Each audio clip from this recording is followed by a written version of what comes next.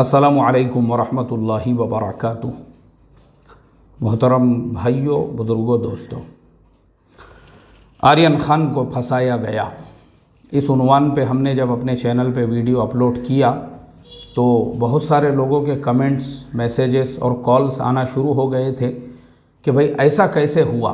फिर उसके बाद भी हम कंटिन्यू अपने चैनल पे वीडियोज़ अपलोड करते रहे कि आर्यन ख़ान को कैसे फंसाया गया, आर्यन ख़ान के ख़िलाफ़ कैसी षड्यंत्र और साजिशें रची गई।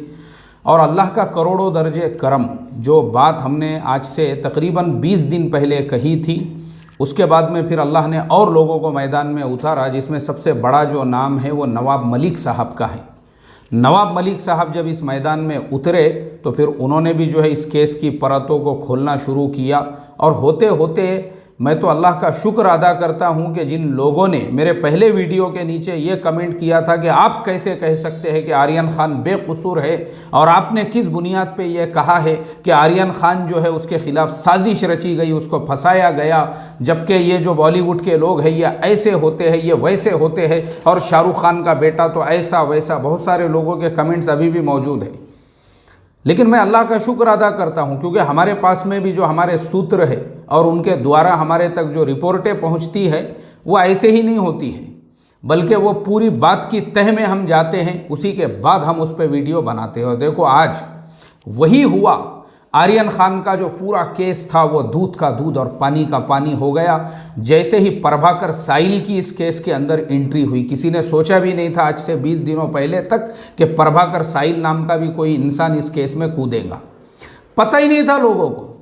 लेकिन जैसे ही वो बंदा इस केस के अंदर आया, आने के बाद तो पूरा केस हल हो गया। चलिए अब हम आपको बताते हैं ये प्रभाकर साहिल कौन है और प्रभाकर साहिल ने जो है किस किस्म के खुलासे किए।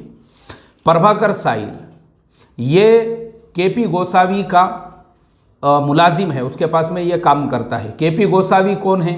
केपी गोसावी वो टकलू है जिस टकलू ने अपने साथ में आर्यन ख़ान की सेल्फी सोशल मीडिया पे वायरल की थी, और जिस टकलू के ऊपर ऑलरेडी हम एक वीडियो चैनल पे अपलोड कर चुके हैं कि वो टकलू, उसका ये धंधा ही है लोगों को फंसाने का।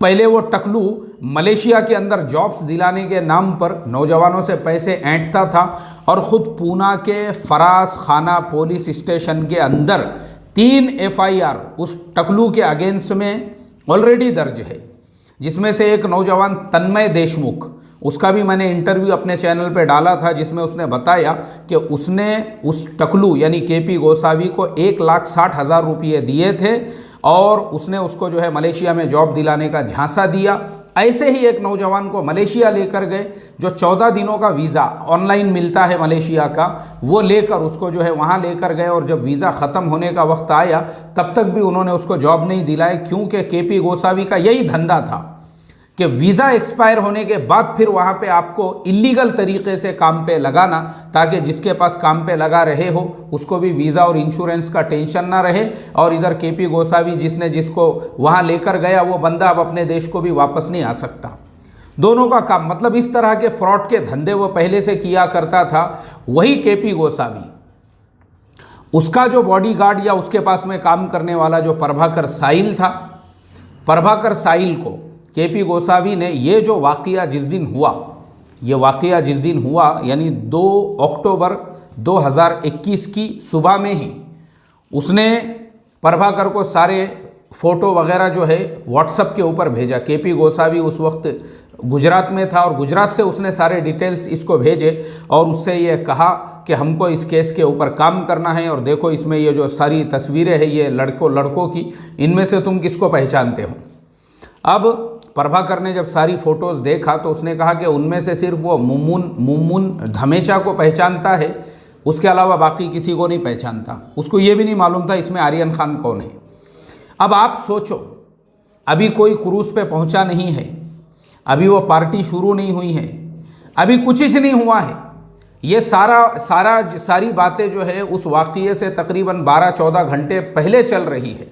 कि वहाँ ये लोग आने वाले हैं और अपने को वहाँ पे, जबकि वहाँ पे वो जो प्रोग्राम था क्रूज़ के ऊपर 1800 लोगों को वहाँ पे इनविटेशन दिया गया था, यानी 1800 लोग उसके अंदर पार्टिसिपेट करने वाले थे। लेकिन 1800 में इन्होंने पहले ही, ये जो नौजवान थे, इनको टारगेट बना लिया था कि हमको इनको टारगेट बनाना है। और जब उनको टारगेट बनाने के लिए अभी वो पार्टी शुरू नहीं हुई, ये सारे लोग जब गुजरात से वहाँ पे पहुँच गए, वहाँ पे जो है, जैसा कि प्रभाकर साहिल ने कहा है कि समीर वानखेड़े साहब और दूसरे एनसीबी के अधिकारी और वहाँ पे ये जो टकलू केपी गोसावी और इसके साथ में और इसका जो एक साथी है, ऐसे ये सारे लोग वहाँ पे सुबह से मौजूद थे। खुद प्रभाकर ने उन लोगों को समोसे, फ्रेंच फ्राइज़ और बहुत सारा खाना वगैरह वहाँ पे लाके पहुँचाया और ये लोग बस इंतज़ार करते रहे कि ये लोग वहाँ पे कब पहुँचेंगे, यानी आर्यन खान और उसके साथ में ये उसके सारे दोस्त।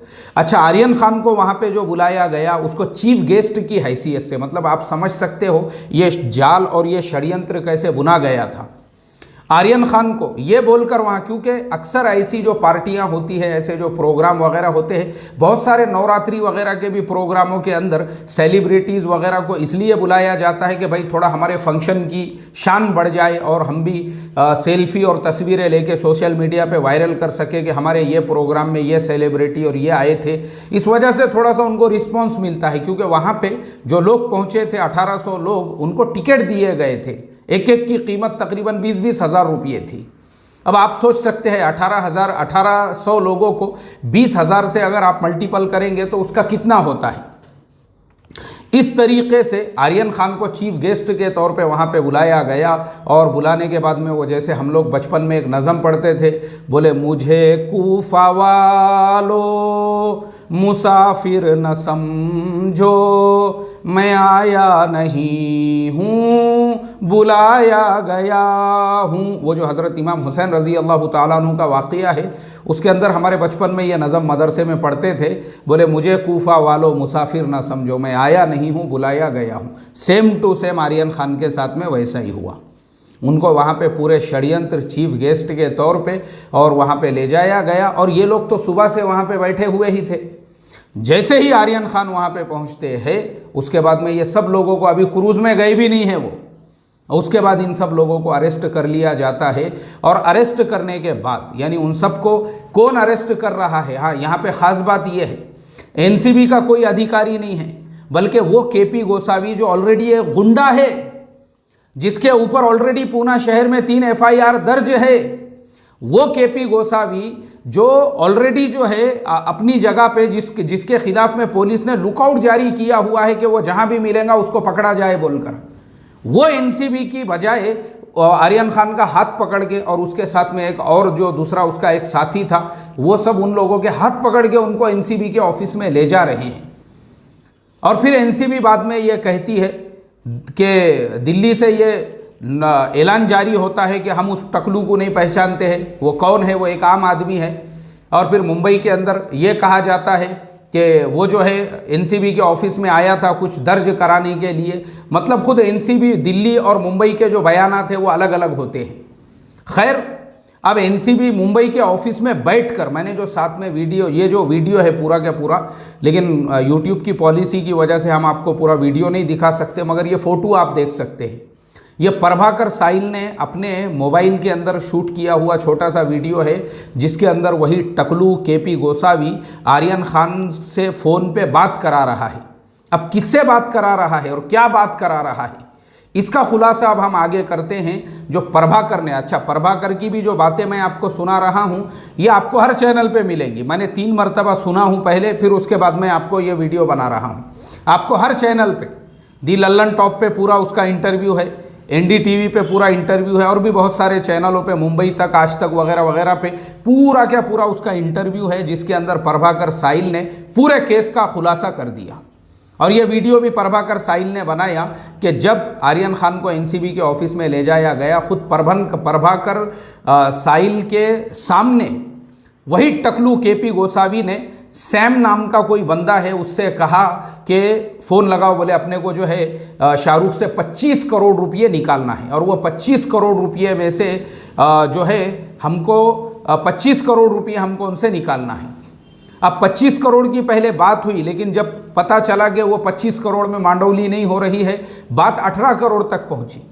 तो बात जब 18 करोड़ तक पहुंची तो फिर उसी टकलू केपी गोसावी ने कहा, बोले देखो 25 में मामला नहीं जम रहा है, इसलिए बात 18 करोड़ तक पहुंची है, तो 18 करोड़ में से 8 करोड़ रुपये समीर वानखेड़े सर को देना है, बाकी 10 करोड़ में हम सब लोगों का हिस्सा है। ये प्रभाकर साहिल के सामने बातचीत हो रही है, वो उसका विटनेस है जिसने खुद अपनी ज़ुबान से ये सारे डिटेल्स बताया। अब 10 करोड़ ये सारे लोगों को मिलने वाले थे। फिर उसके बाद में क्या हुआ, उसके बाद में जब ये जो बात चल रही है, देखो आप, ये जो आर्यन खान से ये जो क्या बात चल रही है और आर्यन से वो किसकी बात करा रहा है, ये बात होने के फ़ौरन बाद में वही टकलू केपी गोसावी ने प्रभाकर से कहा कि चलो बोले हमको शाहरुख की जो उसकी जो असिस्टेंट है या उसकी जो पीए है पूजा ददलानी, जाके हमको उससे मिलना है। अब ये लोग पूजा ददलानी से मिलने के लिए लोअर परेल पहुँचे, बिग बाज़ार के सामने। लोअर परेल बिग बाज़ार के सामने जब ये लोग पहुँचे तो पूजा, केपी गोसावी, सैम और वो जो तीसरा बंदा है, ये सब मिलके जो है बात कर रहे हैं। अब ये बेचारा प्रभाकर तो उसका मुलाजिम था, लेकिन वो भी कम से कम 5 फीट के दूरी पे खड़ा हुआ था और वहाँ पे वही मांडोली चल रही थी।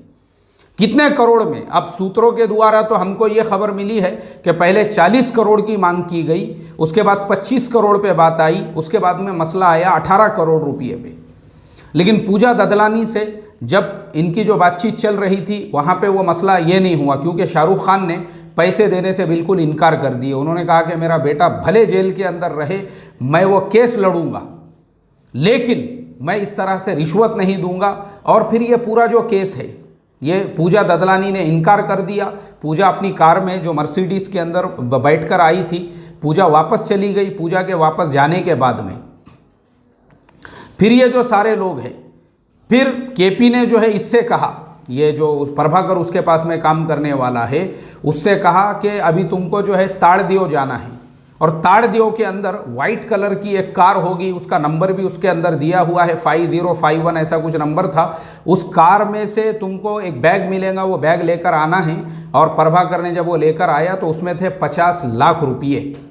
केपी गोसावी यानी ये जो टकलू है, इनका पूरा प्लान फेल हो चुका था। ये जो करोड़ों का प्लान था, क्योंकि शाहरुख खान ने तो पैसे देने से इनकार किए। अब ये 50 लाख पता नहीं है उन्होंने किससे वसूल किए, क्योंकि उस केस के अंदर बहुत सारे नौजवान थे। वो बहुत सारे नौजवानों में से बहुत सौ की लिस्ट जो है वो कम होती गई, और फिर ये बचे कुचे जो है अभी जिनके ऊपर केस चल रहा है। अब आपने ये भी गौर किए होंगे कि शुरू में ये कहा गया कोर्ट के अंदर कि आर्यन खान के पास 13 ग्राम ड्रग्स मिली। फिर दूसरे दिन ये कहा गया कि आर्यन खान के पास तो ड्रग्स ही नहीं मिली, खाली आर्यन खान की व्हाट्सएप चैट की बुनियाद पे उसको गिरफ्तार किया गया। अफसोस की बात यह है मोहतरम दोस्तों, जिसके पास बिल्कुल भी ड्रग्स नहीं मिली हुई है वो अभी भी जेल की सलाखों के पीछे है। और जिन लोगों ने इतना बड़ा षड्यंत्र रचे, वो केपी गोसावी 50 लाख लेके मलेशिया फरार हो चुका है। यानी वो जो टकलू जिसकी मैं बात कर रहा हूँ, वो ऑलरेडी मलेशिया फरार हो चुका है। और उसके अलावा उसके जो बाकी सारे दोस्त हैं, तो वो जो प्रभाकर साहिल है, उसने इस केस को पूरी तरह से खोल दिया कि ये पूरे केस के अंदर पैसा इन्वॉल्व है। शाहरुख खान को इस तरीके से जो है, मतलब आप सोचो, पहले ज़माने में हम लोग देखते थे जैसे अपहरण वगैरह, इस तरह के फिल्मों में आप लोगों ने देखे होंगे कि किस तरह से किडनैप किया जाता था, अपहरण किए जाते थे, बच्चों को उठाया जाता था, बड़े बड़े व्यापारियों को उठाया जाता था, और उसके बाद में उनके माँ बाप से जो है एक्सटॉर्शन के पैसे मांगे जाते थे, इतने करोड़ दो, उतने लाख दो, इतने पैसे देंगे तो छोड़ेंगे। तो ये जो अपहरण वगैरह पहले इस तरह से होते थे, अब उसका तरीका बदल चुका है। अब उसका तरीका ये हो चुका है कि ऐसे जो लोग हैं, यानी ऐसे जो गुंडे हैं, केपी गोसावी के जैसे जो गुंडे हैं, ये कुछ लोग जो ऐसे जो ऑफिसर्स हैं जिनके पास में बड़े बड़े रुतबे हैं और जिनके पास में पावर है, वो इनसे मिली भगत करके करोड़पति घराने के बच्चों को इस तरह से टारगेट बना के अब उनके माँ बाप से पैसों का डिमांड किया जाए। मतलब ये एक्सटॉर्शन का एक अलग तरीका हो गया। जैसा मैंने आपको बताया, अपहरण जैसे पहले होते थे, अपहरण करके लोगों को गाड़ियों के अंदर खींचा जाता था और फिर उनके माँ बाप से पैसे मांगे जाते थे। अब वो तरीका बदल गया और उसकी बजाय अब ये लेटेस्ट तरीका मार्केट में आया है। अफसोस की बात है, ये पूरे दुनिया भर का मीडिया हमारे ऊपर थू थू कर रहा है कि हमारे यहाँ पे ये चल क्या रहा है बोल के। अफसोस की बात है ये। तो खैर, मुझे सिर्फ इतना ही बताना था कि देखो, हम जो भी बात बोलते हैं ना, ऐसे ही नहीं बोलते हैं। हमारे सूत्रों के द्वारा जो हम तक पूरी इन्फॉर्मेशन ऑथेंटिक पहुँचती है, तभी जाके हम उस पर वीडियो बनाते हैं। इस केस के अंदर भी जब शुरू में मैंने कहा कि ये साजिश है, आर्यन को फंसाया गया है, बहुत सारे लोगों ने एतराज़ किया, लेकिन आज मैं अल्लाह का शुक्र अदा करता हूँ, जो बात मैंने कहा था दूध का दूध और पानी का पानी हो चुका है। बहरहाल हमारी दुआएं हैं आर्यन के लिए, और उसके साथ में वो जितने भी लड़के लोग हैं जिनको इस तरह से पैसे की मांग के लिए जो है शिकार बनाया गया, बलि का बकरा बनाया गया, अल्लाह ताला उनके साथ में खैर का मुआमला करे, उनके रिहाई के फ़ैसले करे, और हमारे इस देश को इस तरह के भ्रष्टाचार से, इस तरह की रिश्वतखोरी से, इस तरह की चीज़ों से पाक करे, मुक्त करे। आज हम जो आज हमारा ये जो हाल है, और हमारे यहाँ इतनी जो गरीबी, और ऐसे हम जो है ना आज भी दुनिया के पिछड़े हुए देशों में शुमार होते हैं, वो सिर्फ़ और सिर्फ इसी तरह के भ्रष्टाचारों की वजह से, जिसके अंदर ऐसे जब केसेस पूरी तरह से ओपन हो जाते हैं, खुल जाते हैं, तो फिर दुनिया भर के मीडिया के अंदर हमारे ऊपर थू की जाती है।